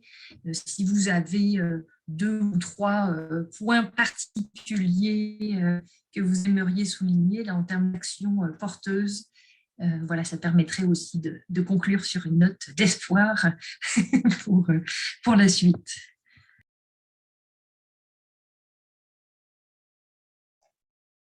Je peux peut-être y aller pour laisser l'autre présentatrice avoir le mot de la fin. Au niveau des pistes de recherche, je ne pourrais pas réellement répondre avec précision. Je reviendrai peut-être sur les 2 points qui ressortaient de notre sondage. Vraiment, le rôle, ça rejoint aussi les moyens d'action, là, mais la dénonciation, la peur de dénoncer, puis le sentiment qu'il n'y aura pas de résultat. Nous, c'est sûr que c'est quelque chose sur lequel on va beaucoup travailler pour donner confiance à nos membres, mais aussi qu'il y ait un résultat réel. Parce que c'est 2 choses. Il y a la perception de l'action qui va être faite, puis la façon, l'appui. Je fais un parallèle avec d'autres types de griefs ou de plaintes. Des fois, on n'a pas nécessairement le résultat souhaité, mais l'accompagnement qu'on a donné aux membres pendant une plainte permet de régler des choses ou d'avoir une certaine satisfaction. Je pense qu'il y a donc la façon et l'objectif. Donc, le travail sur tous ces processus de plainte-là ou d'action. Puis, après, c'est la visibilité. Dans le fond, une chose qu'on voyait aussi beaucoup, c'est ça, l'invisibilité du racisme pour certaines personnes non racisées. Donc, de conscientiser, de le voir plus. Moi, je pense que c'est les 2 choses. Si on le voit plus et qu'on est capable de le dénoncer, c'est vraiment les pistes d'action qu'on doit mettre de l'avant. J'aimerais compléter aussi, je crois qu'il faut responsabiliser les gens aussi. Donc, je sais qu'on a mentionné au début de la présentation, par exemple, on évite de dénoncer souvent les soignants parce qu'on se dit, bien, le patient est malade. mais on se retrouve avec des situations qui deviennent un point inacceptable. Et si je peux vous donner une situation de personnes racisées sur le département où je travaillais, on était à au moins 50% des personnes racisées sur le département, si ce n'est pas plus. Et il y avait une patiente, au départ, qu'on s'est dit qui était confuse. Donc, on s'est dit qu'il n'y avait pas tant de mal que ça. Puis encore une fois, c'est de diminuer l'impact que ça peut avoir sur nous, alors que ça peut avoir des impacts vraiment à long terme sur la précarité du milieu de travail. Mais en outre, la patiente mentionnait que parce qu'il y avait des gens voilés, qu'il y avait des terroristes et il y avait aussi un infirmier noir, puis elle a commencé à lui dire qu'il sentait mauvais puis qu'il était laid. Donc, au début, on s'est dit, elle est confuse, elle n'a pas toute sa tête, c'est correct. Une fois qu'elle a été déplacée des soins intensifs et qu'elle a eu son congé par la suite sur l'unité de médecine, elle a fait une plainte officielle au comité des patients qui a été envoyée par la suite à la chef du département. Et elle a fait une plainte parce qu'elle ne comprenait pas pourquoi il y avait autant de terroristes et de gens sales sur le département. Donc, c'est une situation qui, selon moi, est assez spéciale. Première chose, je ne comprends pas pourquoi le comité a envoyé la lettre à la chef d'unité. Je trouve que c'est tout simplement inacceptable. Et deuxième chose, par la suite, bon, je ne suis pas en train de blâmer nécessairement la chef d'unité, mais qu'est-ce que la chef d'unité peut faire de plus étant donné que la patiente de 1 a eu congé et de 2, le mal est déjà fait. Donc, il n'y a pas vraiment de soutien ni de, je veux dire, je ne dis pas nécessairement de faire des grosses poursuites judiciaires, mais tout simplement avoir vraiment que les gens soient responsables de leurs paroles et de leurs actes. Et je crois que le fait qu'il n'y a pas de responsabilité par rapport à ce genre de situation, on se retrouve avec des personnes qui se permettent d'écrire des lettres, des plaintes pour se plaindre qu'un hôpital a trop de personnes racisées. Donc, il faut vraiment, je crois que oui, c'est vrai que le patient est important, mais je crois qu'il faut aussi être capable d'analyser les situations, comme par exemple la situation de cette dame-ci. Comme j'ai mentionné au début, on s'est dit, elle est confuse, on va ignorer la situation, mais quand on se retrouve justement avec une plainte et que la personne a toutes ses facultés cognitives, mais là, qu'est-ce qu'on fait avec ce genre de situation-ci? Parce que ça porte préjudice aux professionnels de la santé par la suite. Ça crée un milieu vraiment qui, les gens ne se sentent pas nécessairement en sécurité. Puis moi, personnellement, j'ai déjà eu un patient qui semblait être gentil, qui finalement a commencé à avoir des paroles très racistes, puis à avoir des gestes qui commençaient à être violents. Donc, qu'est-ce qu'on fait avec ce genre de situation? Si on dit tout le temps que la violence est non tolérée dans les hôpitaux, mais pourtant, malgré qu'on parle de violence, il y a très peu d'actions déjà là qui sont posées. Donc, qu'est-ce qu'on fait avec justement la violence, et que ça soit verbale, physique ou psychologique envers les personnes racisées? Donc, il faut vraiment avoir des mesures qui peuvent être faites pour permettre aux gens de se sentir plus en sécurité dans leur milieu de travail. Merci pour vos réponses à tous les deux. Une dernière question. Je vois que Farah El-Kefi voulait adresser une question. Alors, ça va clore le séminaire pour aujourd'hui. Merci beaucoup. En fait, je me présente. Je suis chargée de projet avec Action Travail des femmes. Et j'interviens peut-être pour répondre à votre question et aussi pour adresser une question de personnes qui ont eu les 2 premières interventions. Fait que ma question, plutôt, c'est de parler d'un projet qu'ATF est en train de mener sur une dimension systémique de la discrimination. On est en train de mener un projet qui est intitulé « Contrer les effets systémiques de la non-reconnaissance des diplômes étrangers sur les femmes immigrantes ». C'est un projet qui a 2 volets. Maintenant, nous sommes en plein volet recherche. Donc, peut-être ça tient un petit peu ce volet d'aller évaluer les diplômes des immigrantes et des immigrants. C'est sûr que les conséquences touchent hommes et femmes. Il y a ces dynamiques qui touchent les femmes plus qu'autres. Donc, maintenant, nous sommes en plein étude et recherche. Peut-être c'est une des pistes de réflexion, d'échange, que ce soit académique ou statistique ou autre, qu'on peut avoir ensemble. Donc, je vous invite à visiter notre mini-site Projet RAC sur le site ATF. Je peux vous envoyer le lien dans le chat. Aussi, ma deuxième interrogation, c'est plutôt peut-être une espèce de bavardage personnel que je fais avec vous.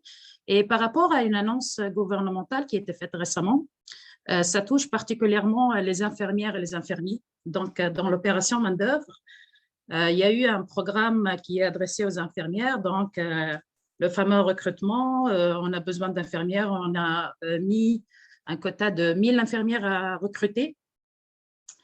Ceci dit, si on creuse un petit peu dans les conditions d'admission dans ce programme-là, on va voir que ces personnes-là qui sont déjà infirmières dans leur pays d'origine, avec leur expérience, leur background, tout le parcours académique et professionnel qu'ils portent, quand ils seront recrutés, malgré qu'ils sont déjà infirmières, ils vont arriver ici en tant qu'étudiantes. Et dans un programme soi-disant de formation d'appoint ou formation complémentaire, pendant leurs études ici en tant qu'étudiantes, c'est sûr qu'il y a des aides et des allocations qui sont annoncées, que ce n'est pas mauvais, mais c'est sûr qu'il faut mettre en place aussi l'idée que ces personnes-là vont travailler comme préposées aux bénéficiaires entre-temps. Donc, ça, ce n'est pas une interprétation, ce n'est pas une lecture, ça, ce qui est écrit dans l'opération main-d'œuvre. Le ministère du Travail et le ministère de l'Immigration ensemble, vu que c'est le même ministre, donc ils ont lancé déjà des journées internationales de recrutement. Plus que 300 infirmières étaient recrutées. Je pense qu'ils ont sélectionné une liste de 5 pays où est-ce que, soi-disant, le système est proche parce qu'il y a quand même une éducation francophone qui est donnée. Puis, il y a une deuxième liste d'autres pays pour aller chercher les autres 600 et plus manquants.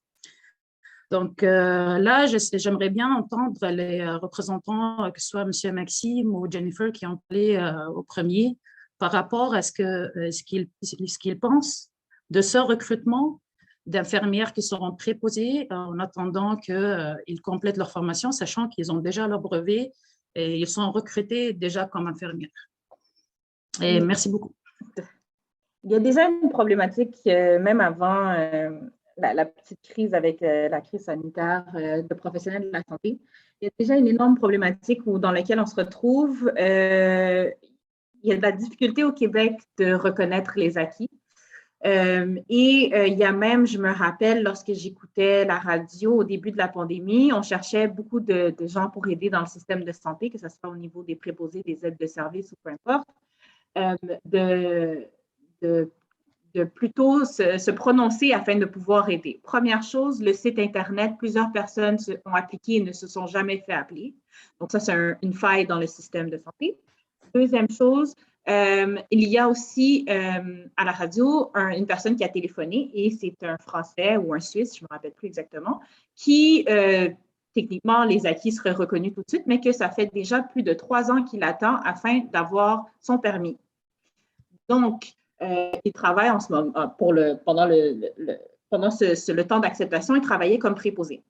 Donc, mais pourtant, c'était quelqu'un qui avait de l'expérience aux soins intensifs dans les plus gros hôpitaux de son pays et c'est quelqu'un qui aurait pu être un atout dans le système de santé, étant donné que beaucoup de personnes atteintes de la COVID se retrouvaient dans les soins intensifs. Donc, et d'où le manque de personnel aussi. Donc, c'est la deuxième problématique aussi, c'est le délai d'attente dans la reconnaissance des acquis. Pour en venir finalement avec ces mises infirmières qui vont venir ici. Bon, c'est sûr que moi, je n'ai pas vraiment de problématique. J'ai déjà donné le cours de mise à niveau, qui est quand même très adapté. Les cours, c'est 6 à 9 mois maximum. C'est très rapide aussi, donc il faut, si on n'a pas les connaissances déjà de base, c'est sûr que ça va être difficile. Donc, c'est avec les connaissances de base nécessaires. C'est une formation qui est tout simplement nécessaire, tout simplement pour voir comment le système de santé fonctionne ici. La petite problématique peut-être qui peut se poser, je crois qu'au lieu de les faire travailler comme préposés, peuvent très bien les faire travailler comme étudiantes infirmières, donc on appelle externes. Puis ça peut justement être justement dans leur champ d'expertise, qui peut être, oui, qui va être limité en attendant la délivrance du permis, mais au moins ce sera dans leur champ d'expertise.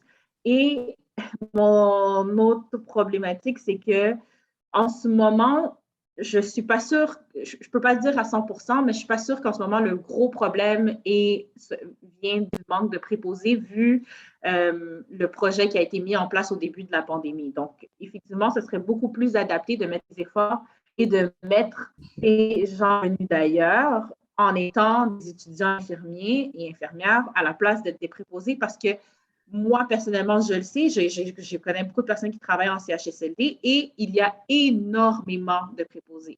Le nombre de préposés a presque doublé en CHSLD. Et je ne suis pas en train de dire qu'ils n'en ont pas besoin, mais je suis en train de plutôt mentionner que les efforts ont été mis, c'est correct, mais il faut aller au prochain niveau. Donc, il faudrait essayer, étant donné l'exode d'infirmières dans le système public, il faudrait justement essayer de mettre nos efforts pour pouvoir être capable d'avoir des gens qui peuvent aider directement les infirmières, parce qu'on le veuille ou pas, oui, les préposés sont nécessaires, mais s'il n'y a pas de préposés sur une unité, on va tourner les coins ronds sur les soins de base, mais les infirmières vont quand même amener les plateaux, les patients vont manger pareil.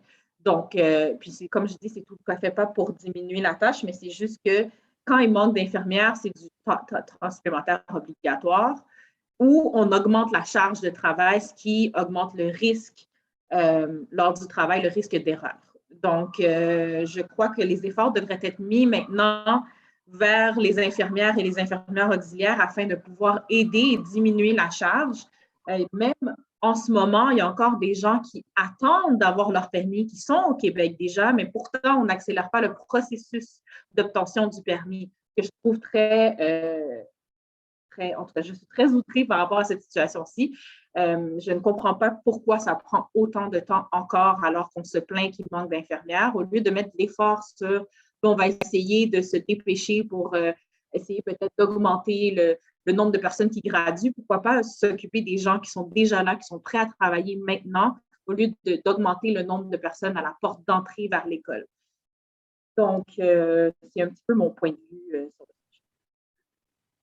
Merci beaucoup. Si vous me permettez, juste une petite réplique parce que je salue vraiment la réflexion que Jennifer a donnée dans le sens que ce n'est pas vraiment une priorité, dans le sens que ce n'est pas pour dire qu'un métier vaut plus ou moins qu'un métier, mais c'est sûr qu'un infirmier ou une infirmière, il a fait des études donc pour être embauché comme infirmier et pas pour être préposé et vice-versa. Ceci dit, il y a une dimension de déqualification qui s'impose pour une personne qui est qualifiée, qui est recrutée par rapport à un profil académique et professionnel dans l'expérience et les acquis et les compétences qu'elle a cette personne-là. Puis elle se trouve dans une dynamique, que ce soit à travailler dans une autre hiérarchie, dans un autre poste pour lequel c'est sûr qu'elle ne serait pas rémunérée de la même façon, ou d'aller intégrer d'autres domaines dans lesquels elle va aller chercher à payer son loyer, son transport et ses dépenses de tous les jours.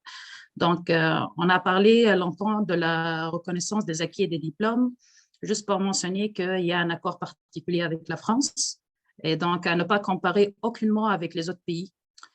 Donc, la France, elle a une entente particulière avec le Québec, dont il y a une reconnaissance mutuelle des diplômes, et ça ne s'applique pas aux autres pays. Les Français, quand ils arrivent, Françaises et Français, ils ont déjà une autre procédure, et ils ne passent pas à travers la reconnaissance des acquis et des compétences. Donc, c'est un enjeu qui implique d'autres acteurs, dont, par exemple, les ordres professionnels, mais aussi et surtout les universités. Donc, qu'une université, elle reconnaît vos compétences uniquement et exclusivement si vous êtes inscrit dans un programme.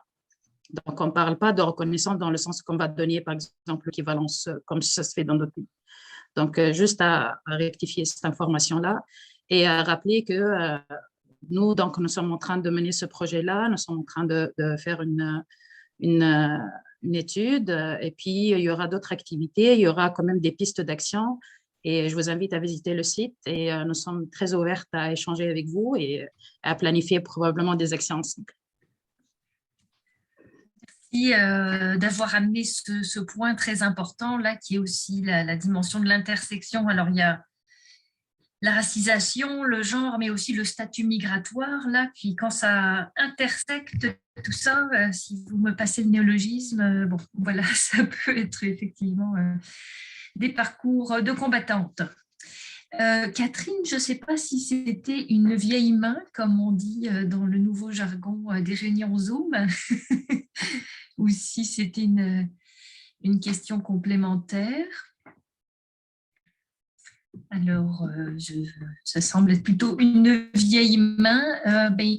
Merci à toutes et tous pour votre, avant tout, nos panélistes d'aujourd'hui, mais aussi les personnes qui ont contribué également dans le troisième temps de la rencontre, et puis toutes les personnes présentes plus largement. Alors, il y a notre prochain séminaire, Le rythme s'accélère, c'est mardi prochain. Alors, n'hésitez pas à nous rejoindre la semaine prochaine pour de nouvelles réflexions ensemble. Merci donc encore à Maxime et Jennifer. Au plaisir de vous voir la semaine prochaine si vous êtes disponibles et intéressés, toutes et tous, tous et toutes. Au revoir tout le monde. Merci beaucoup. Merci beaucoup. Bonne journée. Au revoir. Merci. Au revoir. Merci. Au revoir. Merci.